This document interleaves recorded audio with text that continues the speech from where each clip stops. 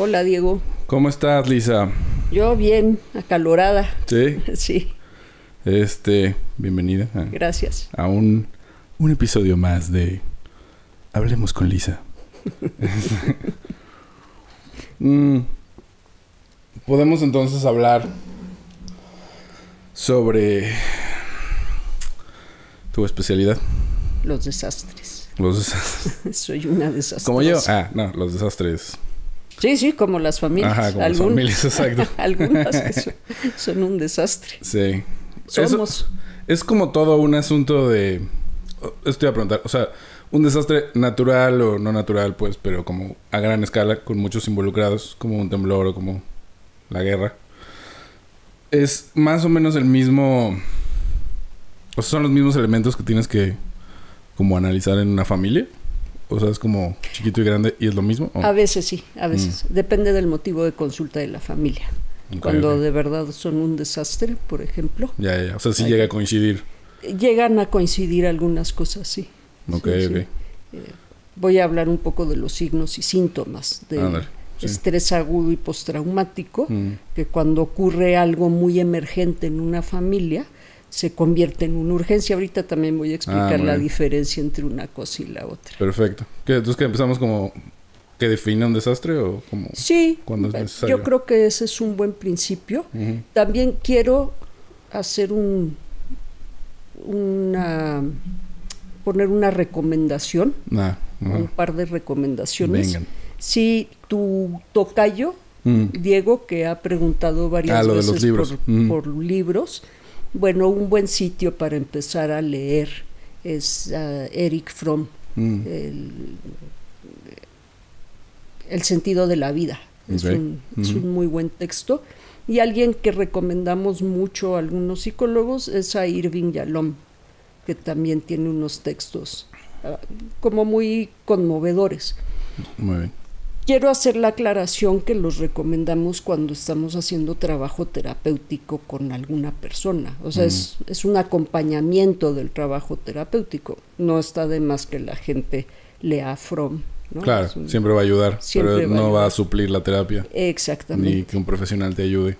Exactamente. ¿No? Y bueno, también una recomendación que siempre hago es que si no están muy seguros de las capacidades de la persona que están consultando, le pidan su cédula. Que le pidan los psicólogos. Que no les dé pena. Que no les dé pena pedir la cédula profesional.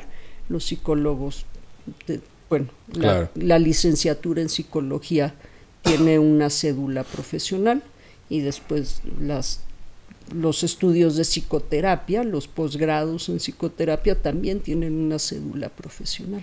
Claro, ya hay que andar con cuidado. O sea, hay mucha gente, mucho charlatán por ahí, ¿no? Exactamente, por eso la recomendación es eso. O sea, si vas a terapia, ve con un terapeuta. Claro, alguien con licencia. Alguien con una licencia, alguien con una cédula y que haya tomado una capacitación. Los terapeutas tenemos una formación de posgrado. En algunas ocasiones, algunos de los programas de psicoterapia, como el mío, pueden incluir 5 años de formación. No es claro. Una formación pequeña. Sí, no. Estaba pensando que hay muchas cosas a las que se les llama terapia, ¿no? Sí. Y como discernir cuál de ellas es la... O sea, como... no tengo idea de ninguna. O sea, yo no puedo calificar que sí es y que no. Pero... De pronto tengo amistades que me cuentan de sus terapeutas y que dicen cosas que me parecen un poco raras. O sea, como que están más cerca del mundo de la astrología y de las energías. Sin criticar a nadie. Solo como pensando en que eso no tiene nada que ver, según yo, como con esto, ¿no? Sí. Ok.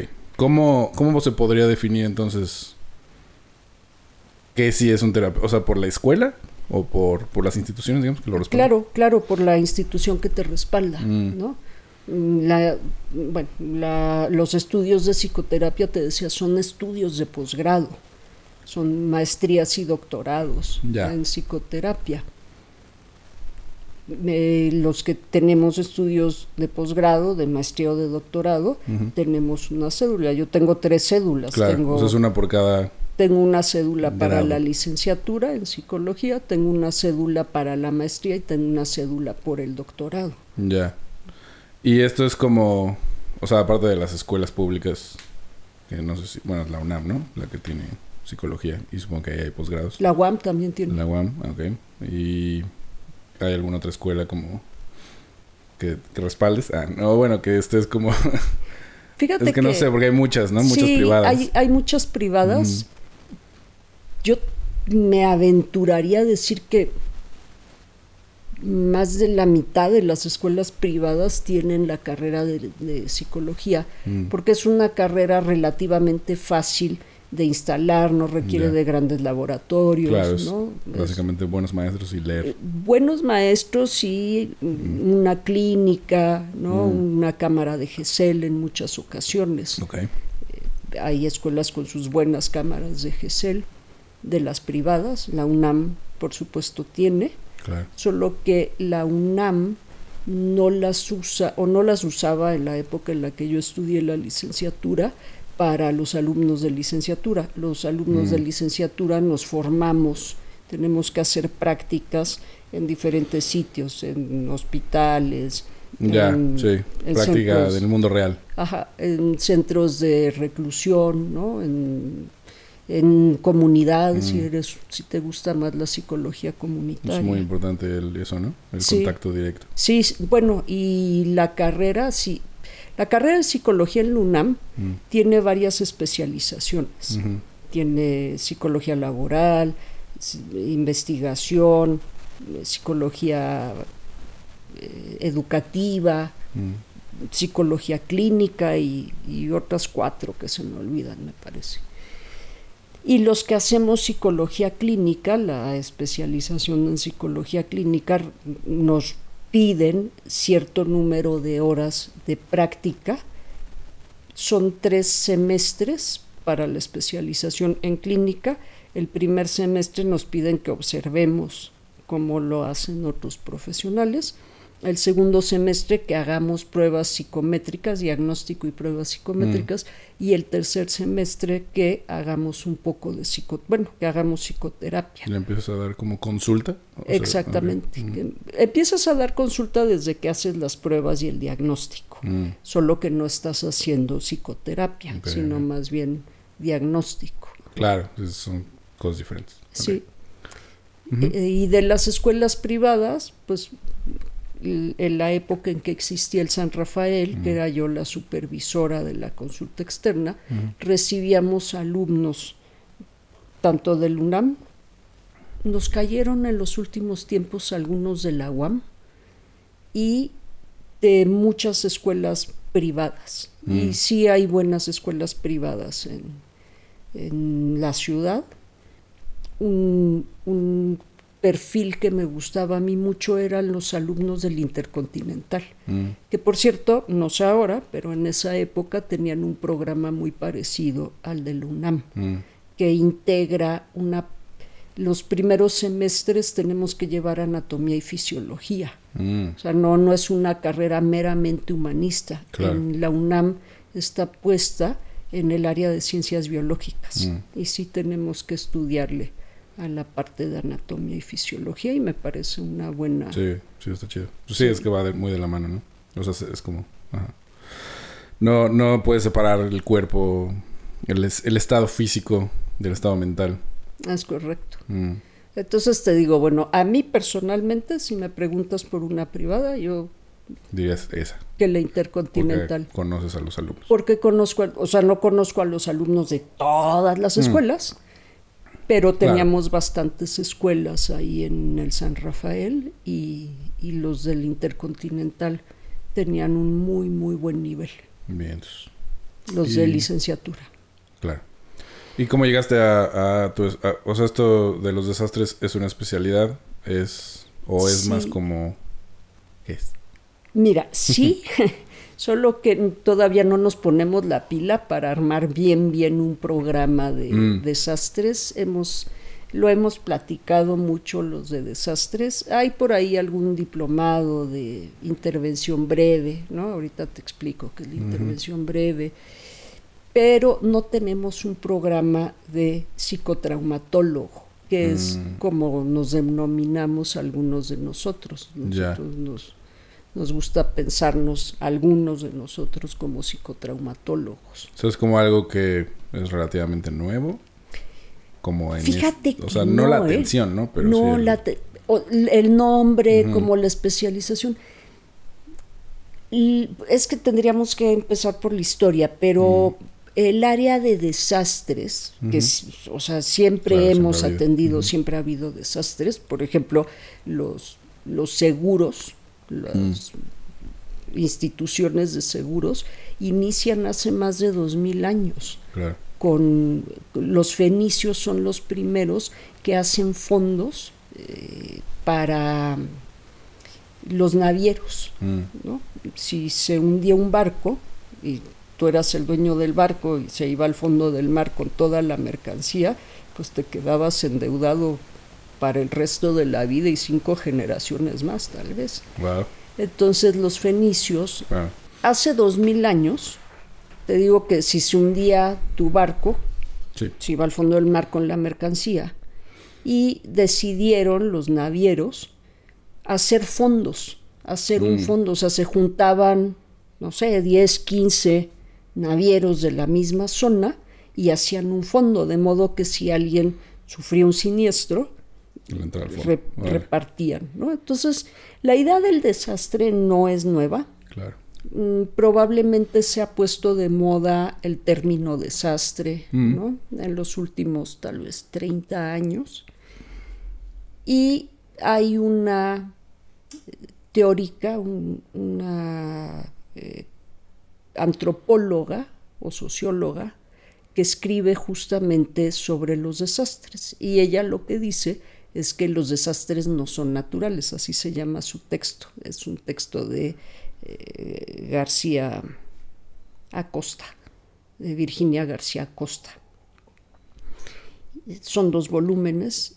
Escribe sobre desastres en América Latina, porque las condiciones económicas son diferentes en cada sitio del mundo. No es lo mismo vivir en Noruega y sufrir un desastre que vivir en México, en Honduras, ¿no? En Perú, en El Salvador, en Nicaragua, y sufrir un desastre. Son condiciones muy diferenciadas. Claro. Ella define el desastre. Bueno, habla de la vulnerabilidad, del riesgo, tiene una fórmula, dice que el tamaño del desastre es igual a la vulnerabilidad entre el riesgo, ¿no? Claro. Es directamente proporcional a la vulnerabilidad e inversamente proporcional al riesgo. Entre más bajo el riesgo, pues, menor el desastre. Entre mayor la vulnerabilidad, mayor desastre. Y define, bueno, dice, los desastres no son naturales, cosa que me parece de mucha sabiduría. Vivimos en un planeta que está vivo. Estamos parados en un ser vivo. Claro. Y este ser vivo, que es nuestra casa, tiene procesos de reproducción, de limpieza, de habituación a los cambios de temperatura.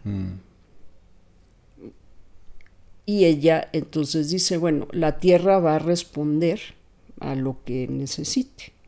Si necesita bajar la temperatura, producirá un huracán, ¿no?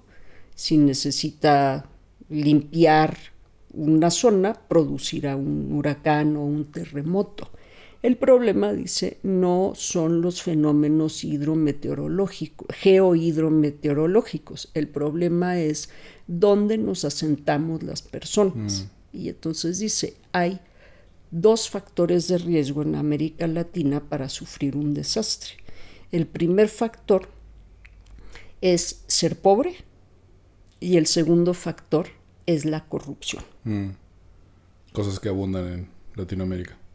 Bueno, en el mundo. En el mundo. Pero, sí, pero bueno, en el mundo la corrupción y en Latinoamérica la pobreza. Quienes son más propensos a sufrir desastres son personas que se asientan en lugares irregulares, Claro. como invasores muchas veces, que construyen con materiales de bajo costo, y bajo costo muchas veces en materiales de construcción está relacionado con baja calidad, y la corrupción, un gobierno que se hace de la vista gorda, Claro. ¿no? Que se queden ahí, Sí. pero que me echen unos cuantos votos para la próxima elección. Sí, y no va a haber ningún apoyo, ¿no? Como de tipo logístico, servicios de emergencia, A veces hay, a veces supervisión de construcción, ¿no? es que es Entrando por eso, ahí. también es eso. Ujú. Se pueden hacer de la vista gorda en que el terreno no es apto para la construcción y para vivir ahí, pero también se pueden hacer de la vista gorda con los permisos de construcción, y entonces los materiales pueden no ser los adecuados. Bueno, esos son los dos factores de riesgo principalmente, y esa sería una definición del desastre. Claro. El desastre ocurre cuando se conjuntan algunas variables junto con fenómenos geohidrometeorológicos. Claro, sí, si te toca un huracán en la costa donde todo está construido irregularmente, pues va a ser un desastre. Sí, pero si te toca un huracán en un asentamiento que está construido debidamente, con la distancia debida Claro, del... medidas de sí, emergencia y implementadas. con la ingeniería adecuada. Claro. Uno de los desastres que además es con el que escribí mi tesis de licenciatura hace 20 años o algo así. 21, me tardé como un año en escribir la tesis. Fue en la zona de la península de Yucatán, que ocurrió algo que también es un factor de riesgo, condiciones que no se han visto en mucho tiempo, ¿no? O que no se han visto, siempre pensamos que nunca, pero seguramente han ocurrido anteriormente con menos frecuencia. Hay dos poblados que atendimos, Jocabá y Sacabá. El huracán Isidor, que es el fenómeno que nos tocó atender en aquella ocasión con la Brigada de Intervención a Víctimas de Desastres, entró por un sitio donde nunca entran huracanes. Y aún así, las casas de la región son circulares con techos de palma. El hecho de que la casa sea circular favorece que el aire dé la vuelta en la construcción y le pone muy poca resistencia al huracán. Y que el techo sea de palma facilita que el aire pase por las palmas. Y que en todo caso levante las palmas. Sí, se las lleva, pero pues finalmente son palmas. Las puedes volver a poner. Exactamente. Sin tanto... Y te digo, es una zona donde las construcciones son antihuracanes. Son circulares con techos de palma. Claro. Ocurrió que entró Isidor y fue Protección Civil a decirle a la comunidad de Sacabá: salgan porque viene el huracán.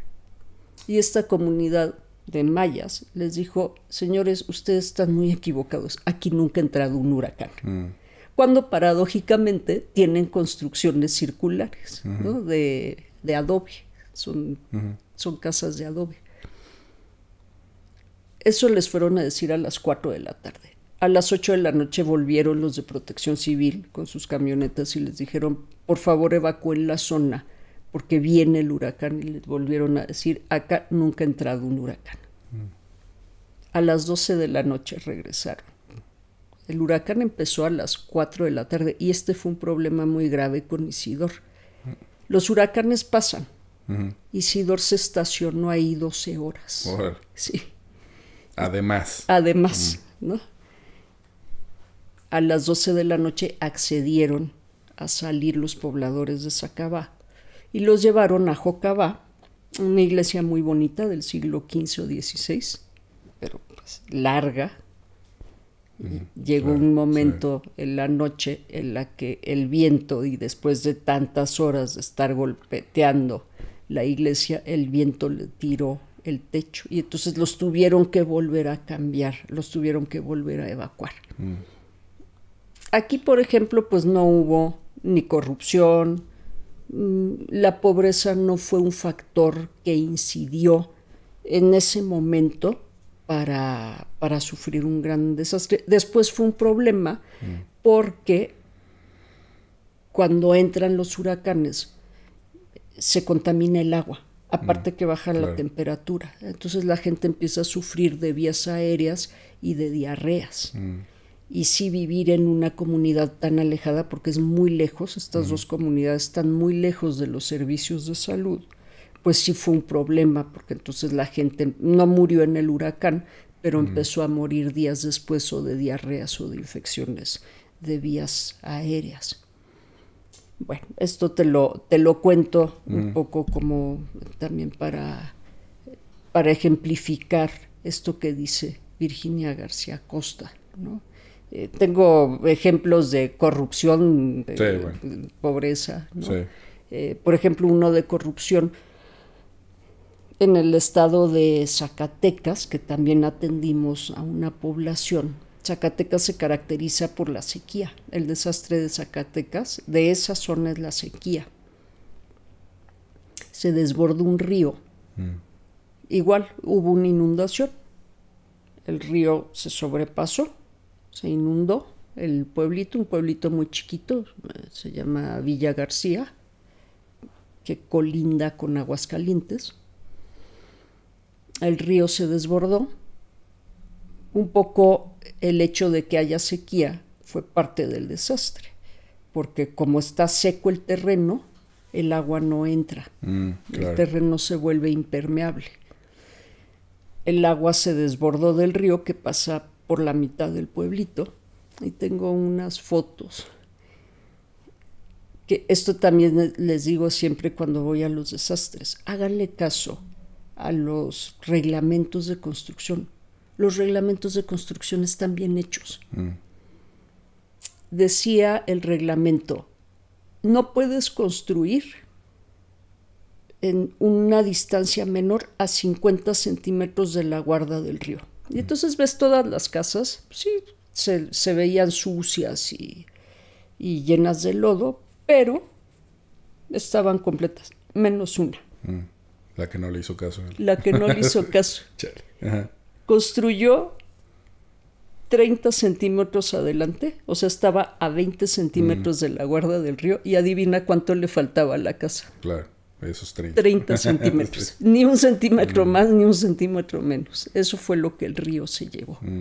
¿No? Y yo les preguntaba a los pobladores, ¿y aquí qué pasó? O sea, si todas están bien alineadas. Era el compadre del presidente municipal de la época. Bueno, pues le salió bastante cara. Todo por 30 centímetros. Por 30 centímetros para su cocina, ¿no? El compadrazgo, la corrupción, le costó muy caro. Brincarte el... Sí. Es que también entiendo como que si estás acostumbrado a que todo es corrupto, pienses que el...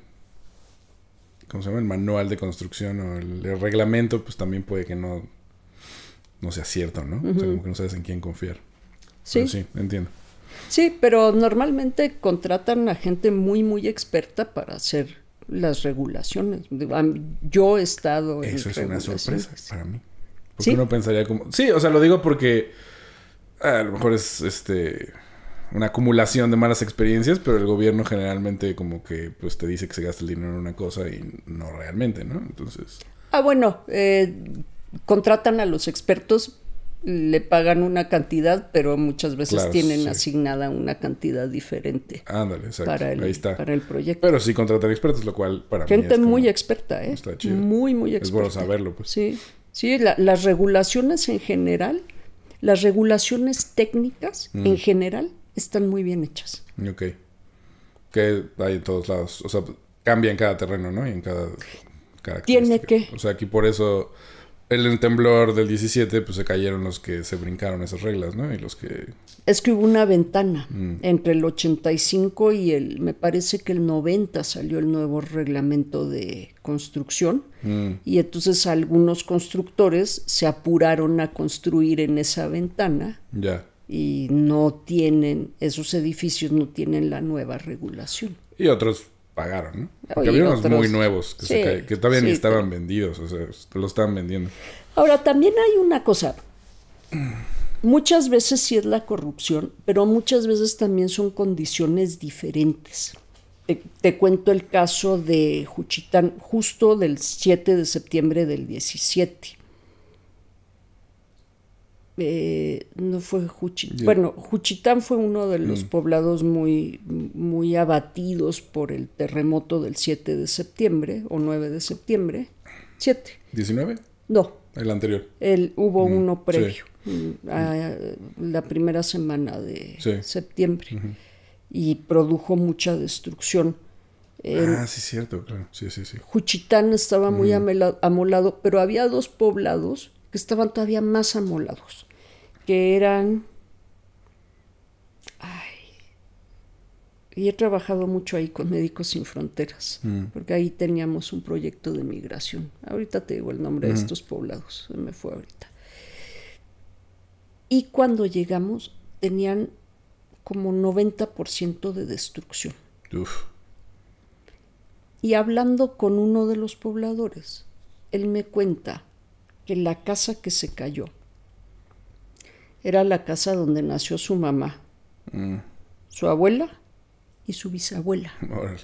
La casa tenía años, más de 100 años, wow. Como 200 o 150 años. Y ese era un fenómeno muy raro, porque es una zona donde siempre... Ixtepec, en Ixtepec e Ixtaltepec, fueron las dos poblaciones que resultaron muy, muy dañadas. Y entonces, bueno, un fenómeno que ocurrió ahí es que originalmente las casas las habían hecho de adobe. Y después las ampliaciones las habían hecho con ladrillo o con concreto de el block. El block gris, que es muy pesado. Sí. Entonces el adobe no lo aguanta. Pero en el caso de esta casa no le habían hecho ninguna modificación. Era la casa original. Entonces fuimos a buscar, andaban los ingenieros del Poli haciendo todo el peritaje para la reconstrucción y los fuimos a buscar. Y uno de ellos me explicaba, no uno de los ingenieros, un arquitecto me explicaba que el adobe está diseñado para temblores que son oscilatorios. Este fue trepidatorio, o estos fueron trepidatorios, y como el adobe es como un polvorón, lo que hizo fue sacudir la tierra y se rompió. Volvió polvorón. Lo volvió polvorón. Wow. Lo volvió lo que ya era anteriormente. Sí. O sea, es porque en esa zona no pasaba eso. Exactamente. Cambió la condición del fenómeno y esa nueva condición fue la que produjo esta destrucción masiva. Claro. Supongo que nos hemos vuelto cada vez mejores para prevenir ciertas cosas o para entender el funcionamiento de la Tierra, pero aún así hay cosas que todavía no podemos prevenir, ¿no? O sea, muchas. Están muy... que es esta cosa de arrogancia, ¿no? Que pensamos que lo controlamos todo. Claro. Y se nos olvida que es al revés, que nosotros somos parte del planeta y no al revés. El planeta no es nuestro. Ajá, sí, ¿no? Sí, somos muy así. Nosotros somos del planeta. Sí, hasta las expresiones que se usan para decir esas cosas, ¿no? Como se va a acabar la vida en el planeta. Es como, nos vamos a morir nosotros, pero la vida va a seguir. O sea, aún solo haya fuego y gases tóxicos, eso sigue siendo vida para este planeta. Es correcto. ¿No? Entonces, de repente cambian las condiciones.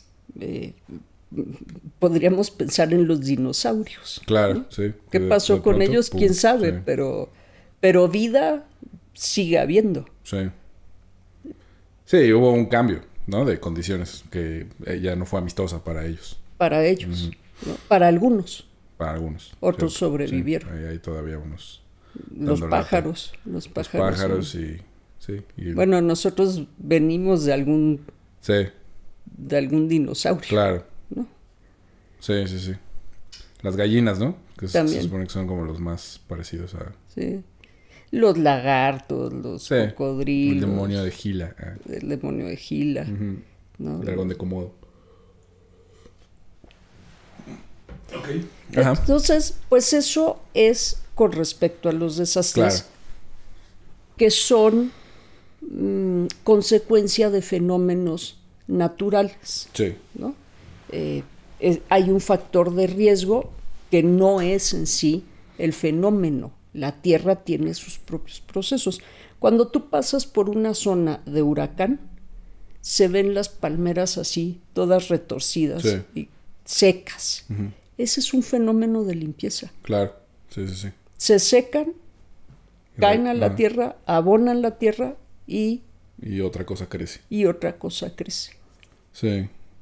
Sí, alguna vez estuve en un norte en el puerto de Veracruz, muy violento, y era el carnaval, entonces estaba lleno de gradas, pues estaba vacío, ¿no? Y nosotros como, pues teníamos 19 años, y éramos muy ignorantes. Estábamos caminando por la calle y y pues veías los letreros del banco así como doblarse y yo decía como esto no es una buena idea. Y salió volando, ¿ves estas como cosas de metal que son anuncios de las tienditas, como de Bimbo, así? Una se arrancó y nos pasó así como... Una lámina. No, una lámina totalmente filosa. Dije, hay que meternos a algún lado porque va a valer madre, ¿no? Y es como, claro, pues las estructuras que construimos no tienen esa conciencia. Todavía no permea eso, ¿no? Y en cambio hay culturas muy antiguas que sí lo tienen, o sea, como lo que decías hace rato. Se me hace curioso que entre más avanza una parte tecnológica, más como que regresas a la estupidez de... pues de la ignorancia, ¿no? En otros aspectos. O de pues. la arrogancia. También, sí. ¿No? Como pensar, no, si es cuadrado, porque yo creo que sea cuadrado, puede ser cuadrado. Ok. Sí. Sí. O quiero que tenga 20 pisos. Ajá, exacto. Aquí, en donde no se puede. Sí, claro. Ahí, ¿cuál es la diferencia como con una guerra? O sea, con una... Allá iba. ¿allá vas? Justo Venga. iba para allá. Esos son, te digo, desastres desastres que tienen orígenes no hidrometeorológicos, pero que están relacionados con fenómenos naturales. Podemos hacer una clasificación muy grande entre los ocasionados por el hombre y los que no están ocasionados por el hombre. Esa es la categorización, ok. Y entonces en los no ocasionados por el hombre, o sea, son estos dos grupos grandes. Los no ocasionados por el hombre son esos, ¿no? Los que temblores, huracanes. Son hidrogeometeorológicos junto con malas condiciones de asentamientos. Y luego están los ocasionados por el hombre. En los ocasionados por el hombre hay nuevamente una categorización, pero podríamos hacer dos grandes. Unos son accidentales y otros son intencionales. Provocados. Los intencionales normalmente, o no normalmente, los intencionales son violencia. Porque cuando tú tienes la intención de producir un desastre, tienes la intención de dañar a alguien. Claro. Y ese daño, pues, es un acto de violencia. Estás atentando contra la seguridad o la vida de alguien más. Y los no intencionales son accidentes. O sea, Chernobyl es un no intencional. Chernobyl es un no intencional. Okay. Y las bombas nucleares, pues claramente intencionales. Esas son intencionales. Sí, ¿no? o sea, pero también eso incluye las invasiones, ¿no? Y también, claro. Y los desplazamientos de migrantes. Sí, también. En los intencionales podemos hacer nuevamente una categorización. Están los comunes y los organizados. ¿no? Entonces una guerra es violencia organizada y un asunto doméstico es violencia familiar. Son dos categorías diferentes. O sea, común dijiste, ¿no? Común, sí. Sí. Bueno, común es, por ejemplo, sales a la calle, ¿no? Ahorita venía yo en mi bici, salgo a la calle y a uno se le ocurrió que yo no debería usar el carril de bici, que ese es para dar la vuelta, y entonces me vio y me aventó el carro. Ese es intencional, es violencia común, es intencional, sigue siendo violencia, ¿no?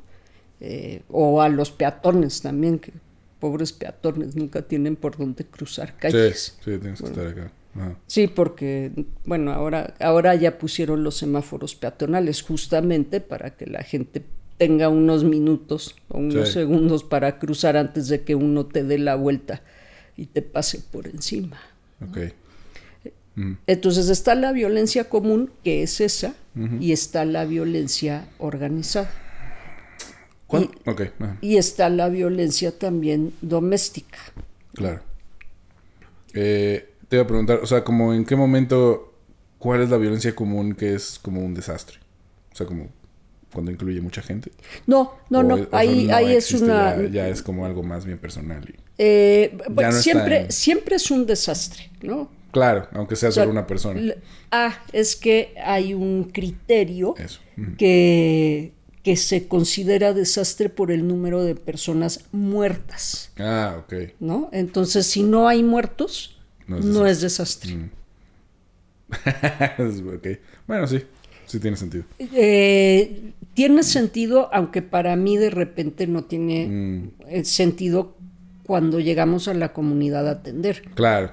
Porque si hay un muerto, es un desastre para la comunidad. Claro. Porque es el hijo de alguien, el hermano de alguien, el papá de alguien, el vecino de alguien, el amigo de alguien, la pareja de alguien, ¿no? Entonces a mí me parece que considerar que tiene que haber más de 20 muertos para que sea desastre es, o sea, entiendo, es un asunto financiero. Como todo en esta cochina vida, sí, entiendo. Pero para los que atendemos la parte psicoemocional, que haya uno muerto ya es un desastre. O alguien muy grave, que no se ha muerto, pero que puede ser. Sí, es que te iba a decir, o sea, como si hay una epidemia y no se ha muerto nadie, pero todo el mundo está enfermo de algo nuevo, pues sigue siendo grave y sigue teniendo que haber la misma atención, ¿no? Aunque no se haya muerto todavía porque el riesgo nadie. Es muy alto. Ajá. O sea, si hay una epidemia, tienes un riesgo muy alto de muerte y la amenaza inminente de que alguien se va a morir en la epidemia. Sí, como pasaba con el cólera antes, ¿no? Bueno, supongo que todavía pasa en ciertos lugares. Con el cólera, con el dengue, el ébola, el dengue, ¿no? El dengue. Meningitis, ¿no? ¿Qué es para lo que te vacunan cuando vas a África? De varias cosas. Sí. Uno es malaria. Malaria, eso. Sí. Tienes que llevar tu vacuna. Lo de los mosquitos, es que acabo de leer lo de los mosquitos. Y bueno, de dengue parece que ya hay una vacuna. Ya finalmente sacaron una vacuna para el dengue. Y la de malaria en realidad no es una vacuna. Es un tratamiento preventivo y es tomado. Ok. Bueno, a menos que hayan hecho algo nuevo, pero las veces que yo he tenido que me han hecho propuestas para ir a África y que he ido, tengo que tomar algo para la malaria. Que es como para que no te mueras. Sí. O sea, si te da, al menos no te mueras. O tengas más chance. Sí, es correcto. Pero no es en sí una vacuna. Claro, no es que ya. Que es el pleito con las farmacéuticas, claro, ¿no? Que producen medicamentos para países que los pueden pagar. Sí, ¿no? Exacto. Eso también es un desastre. Sí, ese fue un desastre. Bueno, siempre ha sido un desastre, ¿no? Entonces, cuando hablamos de desastres, te digo, de los provocados está la violencia y está los no provocados, que son accidentes como los que mencionaste, accidentes industriales o accidentes viales o accidentes que tengan que ver con algo que hace el hombre. Y luego están los de violencia, te digo, la común y la organizada. En la común me preguntabas del, del tema de violencia familiar. Ujú. Está la común y está la familiar también, ¿no? La común es la que ocurre en Fuera la de la calle, familia. sí, que en la calle, digamos, y la que ocurre, porque a veces son familia. Sí, sí, claro. Normalmente pensamos en la familiar como en la familia nuclear, la que ocurre dentro de la familia nuclear, que es o con parejas o en líneas directas, padres, hijos, sobrinos, nietos, ¿no? Abuelos. Claro. Esa es la que pensamos más como la familiar.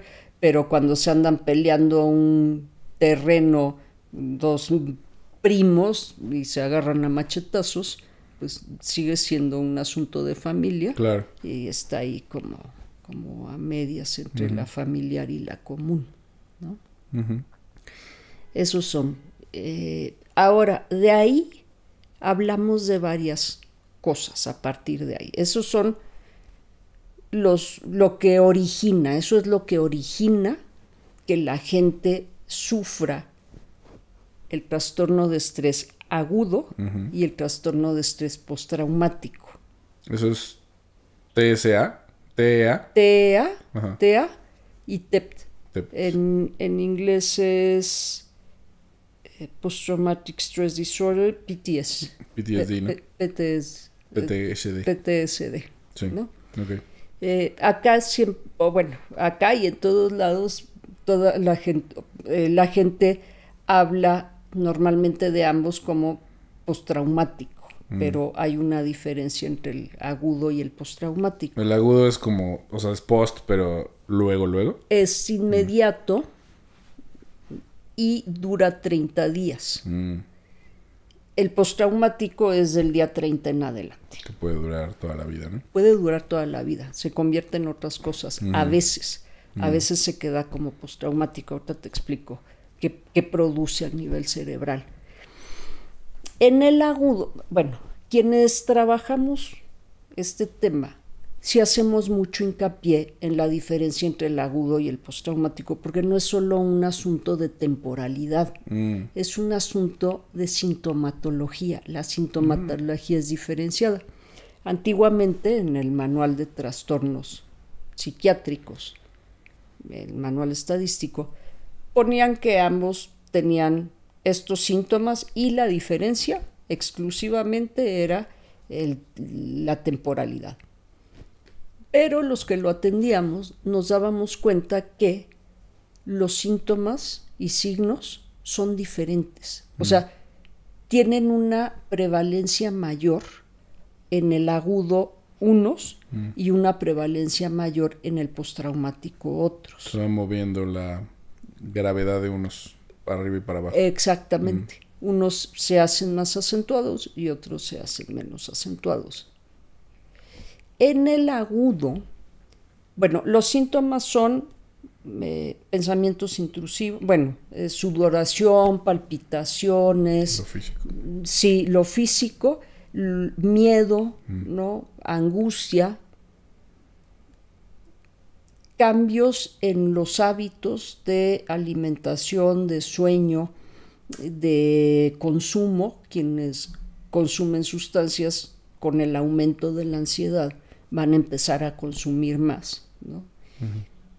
Y nos dábamos cuenta que en los primeros días otra cosa que ocurre son los pensamientos intrusivos, estas ideas que aparecen de repente, que muchas veces recrean el incidente. Y en el postraumático eso baja, pero da lugar a trastornos de sueño, a pesadillas, a insomnio, ¿no? Insomnio primario, secundario, terciario, cuaternario. El primario es cuando no te puedes dormir, te vas a la cama y no te puedes dormir. El secundario es cuando te despiertas al poquito tiempo, ¿no? El terciario es cuando despiertas un poco más alejado, y el cuaternario es cuando despiertas muy temprano, pero ya cerca de tu hora de despertar. No sabía eso. He tenido todos. Okay. Ajá.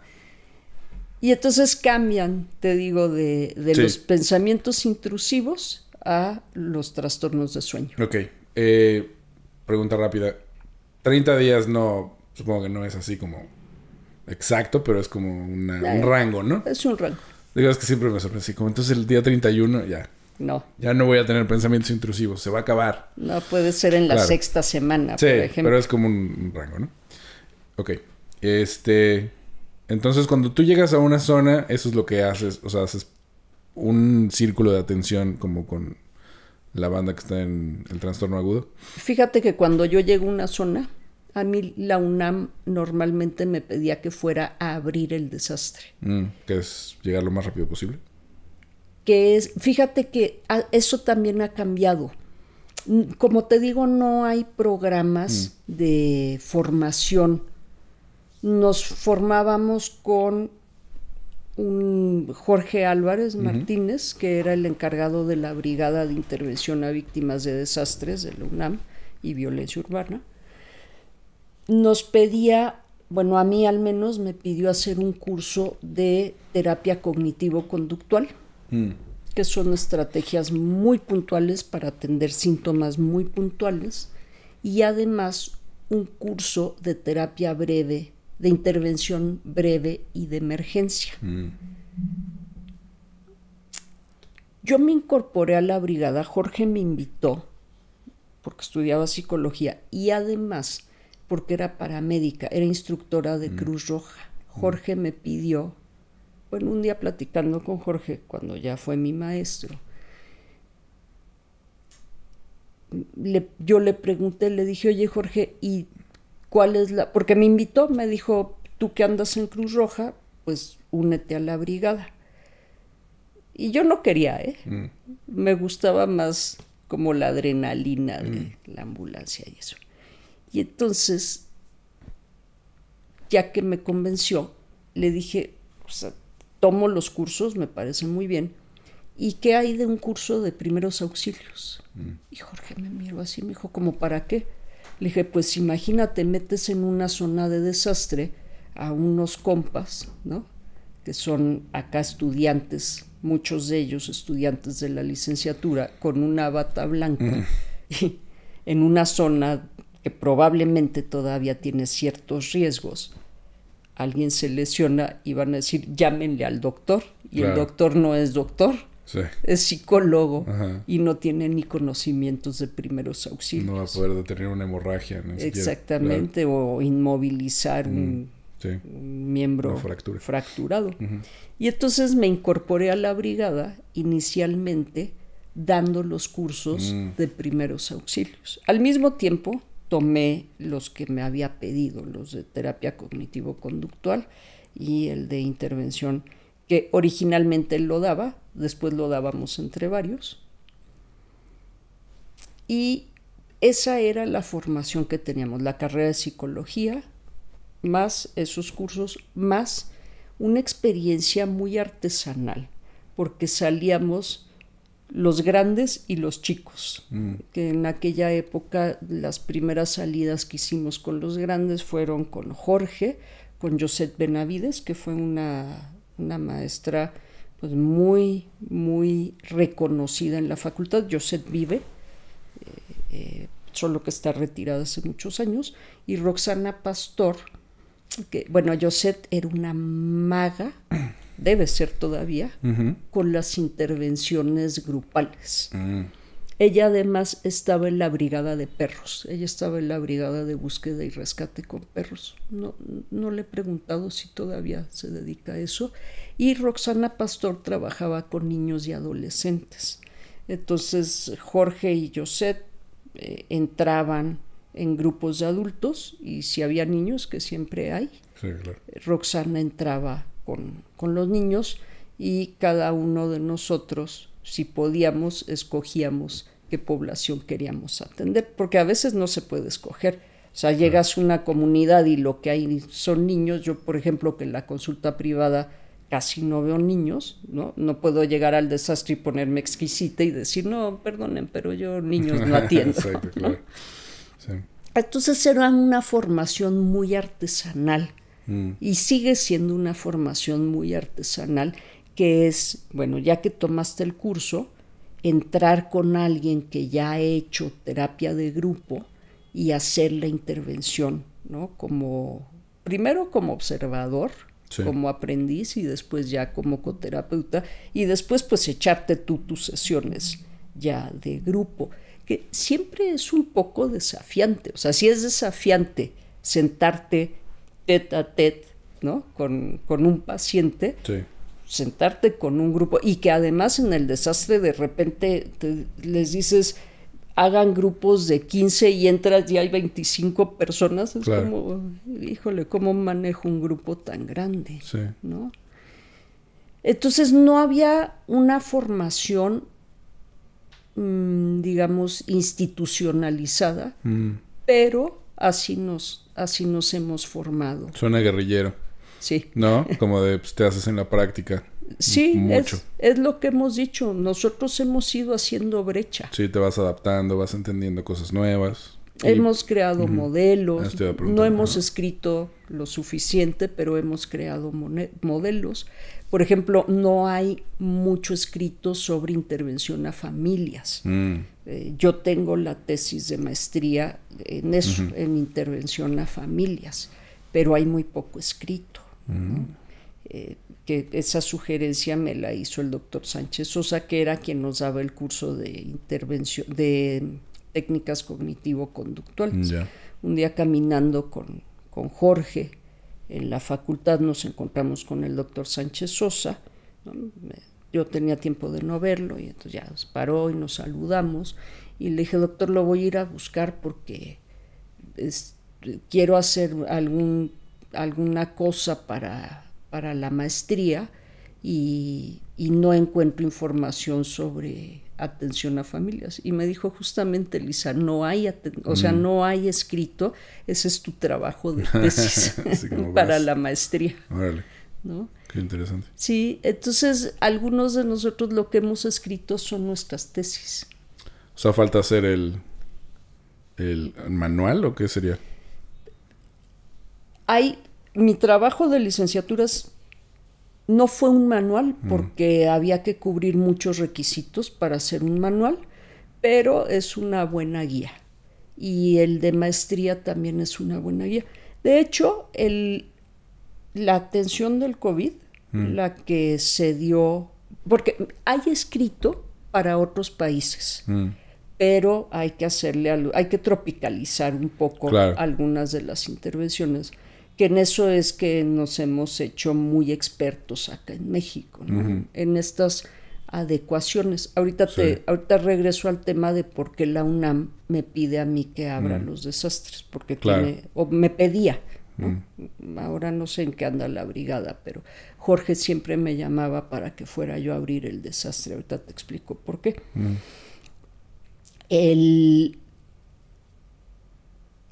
Durante el COVID le pidieron a varias instituciones, al UNAM, al Ibero, a Psicólogos Sin Fronteras, y no me acuerdo a qué otras instituciones, que armaran un manual para la atención del COVID. Y mucho de lo que hay en el manual se parece a lo que yo escribí como proyecto de tesis. Eso corresponde, bueno, un poco a que Jorge usaba mi tesis como referente, entonces mucha de la gente que estuvo en el programa para titulación se leía mi trabajo. Yo no lo inventé todo, ¿no? Claro. Leí trabajo de personas de otros países. Hay un trabajo, el de Slaikio, que es lectura obligada para alguien que hace intervención. Es un libro bastante viejo, creo que es de los 70s, pero nos lo tenemos que saber porque sí tiene cosas muy puntuales. Entonces, ¿para qué inventas el hilo negro? Claro, ¿no? Pero es adaptar todo eso, ¿no? Pero es adaptar todo eso a la idiosincrasia y a la cultura. La cultura, sí. Me pedía que abriera porque nosotros, si bien nos consideramos psicotraumatólogos, somos psicólogos comunitarios. Somos personas que estamos en una mezcla entre la psicología clínica y el trabajo social. hacemos cosas de ambas disciplinas, hacemos mucha clínica, pero también hacemos mucho trabajo social, ¿no? De orientar a las personas, con quién se acercan, quién da este apoyo. Hemos hecho, por ejemplo, trabajo de organizar a la gente para la reconstrucción.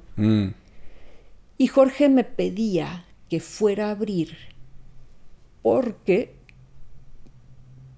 yo, como tengo ya el trabajo o la formación de terapeuta familiar, que no es un psicólogo comunitario, sino un terapeuta clínico, pero que sí ve grupos, ¿no? Y que ve mucho de la cultura, de la idiosincrasia, de las creencias.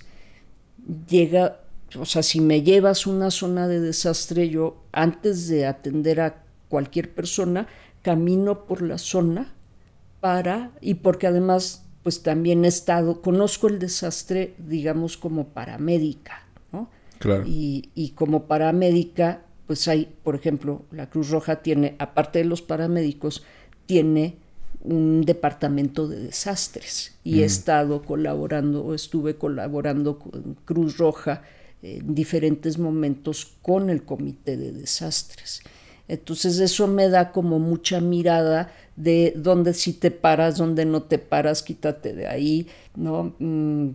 Hay que remover esto. Entonces, ¿a quién le llamas? Le llamas a los topos, le llamas a Cruz Roja, le llamas a Protección Civil, le llamas a bomberos, le llamas a policía.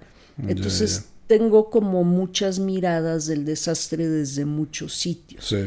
Y lo que Jorge me pedía era que fuera a hacer el diagnóstico del contexto. El primer diagnóstico que hacemos los psicólogos o que hacíamos en la brigada era el diagnóstico del contexto, que de eso hablamos los terapeutas familiares todo el tiempo, del contexto, de la idiosincrasia, de las creencias, de lo que ocurre en el aquí y el ahora, ¿no?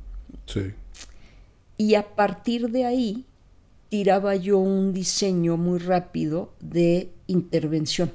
O sea, nosotros no sabemos hasta dormidos el curso de intervención, pero no es lo mismo ir a Chalco a atender, que es una zona muy politizada, claro, que ir a la Riviera Maya, ¿no? A atender a una comunidad maya. Entonces, de entrada hay que entender el contexto y hay que entenderlo muy rápido.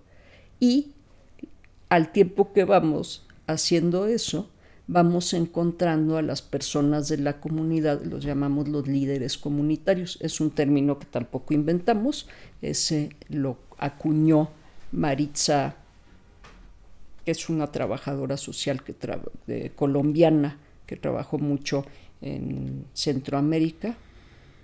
Ay, se me fue ahorita el apellido. Pero que justamente ella habla de líderes comunitarios. Y entonces encontramos a los líderes comunitarios, los invitamos a que hagan el curso de intervención breve o de primeros auxilios, dependiendo. El de intervención breve es para psicólogos, el de primeros auxilios es para comunidad, ¿no? O sea, claro, tienen diferentes niveles de profundidad en el conocimiento. Entonces, el de primeros auxilios son más como algoritmos un poco más armados, y el de intervención breve pues es para alguien que entiende un poco más cómo se hace la terapia. Claro. Ok. Entonces tú eres el diseñador primario. Sí, la diagnosticadora y la diseñadora, y entonces y la que da el primer curso, encuentra a los primeros líderes comunitarios y da el primer curso. Y ya cuando llegan los refuerzos, yo paso la estafeta y les digo a los compañeros, mira, la onda está así, entonces me parece que hay que atender estos asuntos, estos podrían ser de riesgo, ¿no? Hay una familia que tal cosa, o hay alguien que tiene alguien que falleció. Entonces ve y búscalo en tal lado, ve a hablar con el sacerdote, ve a hablar, claro, con la trabajadora social del centro de salud, con los profes de la escuela, los profes tienen esta información. Claro. ¿No? ¿Y te quedas después o eso es como la chamba y luego ya te vas? El modelo que nosotros fuimos afinando es que estamos un tiempo y después salimos de la comunidad. Por eso buscamos a la gente de la comunidad. Sí, para que ellos ya lo vayan. Porque al final del desastre, el desastre lo que hace es abrir el tejido social. Y mucha de nuestra chamba comunitaria es que el tejido social se vuelva a cerrar. Tejedoras sociales. Exacto. Claro que con la violencia es lo que más afecta, ¿no? El tejido social. Independientemente de los desastres no creados por humanos. Pero es como... sí. Y, ok, entonces los entrenan, divides atenciones y te vas. Y luego se quedan ahí y un tiempo en más. Muchas ocasiones lo que hacíamos era seguimiento, ¿no? Les sí, dábamos como ir viendo cómo van. Supervisión y seguimiento. Antes que cualquier cosa, una vez que localizamos a quienes son aptos y pueden seguir con eso, les damos también desahogo emocional. Porque como son la comunidad, claro, muchos de ellos están afectados por el desastre. Sí, porque pues es tragedia tras tragedia, ¿no? Eso te iba a decir, tú me dijiste alguna vez, hace mucho, que podías como, y ahorita te referiste a eso también, cuando pasas por algo así, a veces estás como pasmado, ¿no? Y necesitas como en estado regresar. De shock. Ajá. ¿Cómo es eso? O sea, ¿cómo sacas a alguien de un estado de shock? ¿Cómo lo traes de regreso a...? Depende mucho quién sea en la comunidad y qué vaya a hacer. No siempre los queremos sacar del estado de shock. No, claro, sí, no. Pero me refiero cuando ya hay alguien que... A quienes nos sacamos. Claro. A gente que está haciendo labores de rescate. Ellos tienen que seguir en shock. El estado de shock es protector. Claro, es como estar... Sí, imagínate estar removiendo escombros con cadáveres. Con cadáveres. De personas. Llega un momento en que te vuelves loco si estás en contacto con... tus emociones. Sí, ahí te conviene estar disociado, ¿no? Para te conviene estar disociado. Claro, pero a quien sí te conviene supongo que es a estos que te refieres, ¿no? A los líderes comunitarios. Te digo, a los líderes, pero también hay que ver a quiénes, porque... Si hay que hacer labores de rescate y están metidos en las labores de rescate, no. es muy protector que se queden ahí. Si es, por ejemplo, una familia que está esperando malas noticias, pues también hay que dejarlos un ratito en el estado de shock hasta que pase todo el proceso de recuperar el cuerpo, enterrar el cuerpo, ¿no? Todo el proceso funerario. Entonces, realmente, Ahora, el proceso funerario justamente tiene como función eso, que la gente pueda empezar a despedirse y eso va a bajar el estado de shock. Van a regresar. ¿A quién sí te conviene entonces sacar de shock? Porque como que dices... Hay mucha gente a la que no te conviene, claro, porque todavía estamos en medio del asunto. O en realidad es a casi nadie, ¿no? Te digo que hay... Bueno, me iba a regresar, o me regresé más bien a explicarte cómo era el modelo. Inicialmente pensábamos que teníamos que llegar al desastre como unas semanas después de ocurrido el evento crítico o el evento desencadenante. Porque en aquel entonces queríamos justamente atender gente que ya no estuviera en shock. Ya, claro. Que ya hubiera como pasado el momento más crítico, las 3 semanas críticas del desastre. O sea, en 3 semanas remueves escombros. Después de 7 días es muy poco probable que encuentres un sobreviviente entre los escombros. Entonces la primera semana es muy intensa.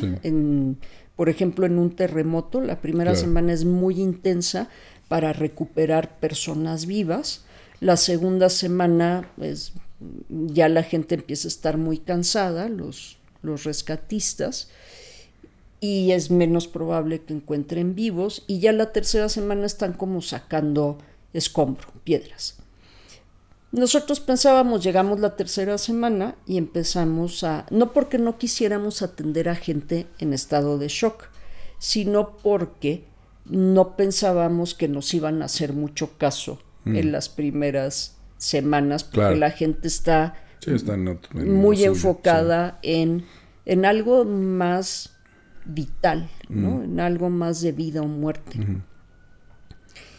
Así es que originalmente teníamos esta idea de vamos dentro de 3 semanas.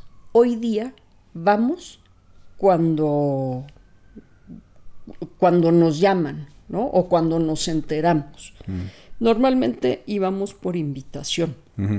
Alguien le hablaba a la facultad y pedía el apoyo en la facultad de la brigada.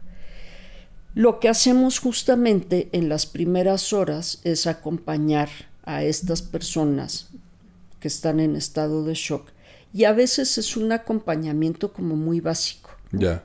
Sentarte ahí, pasarles un sándwich, Sí. echarles gotas en los ojos, o sea, cosas muy primarias de atención.